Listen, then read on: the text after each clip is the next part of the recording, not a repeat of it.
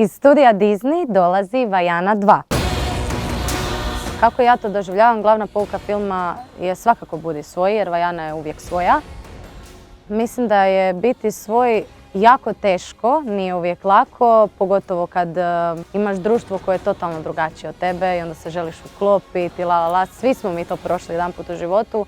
Ali na kraju mislim da ćeš biti najzadovoljniji ako ne posustaješ i ako budeš dosljedan sebi. Najdraža scena u prvom dijelu mi je kada ona vraća srce Tefitija. Ta scena me uvijek toliko onako nekako bode da se uvijek rasplačem kad to pogledam. Gledam gdje ljubi se mora rub sa nebom, što dalje je, to ne zna se.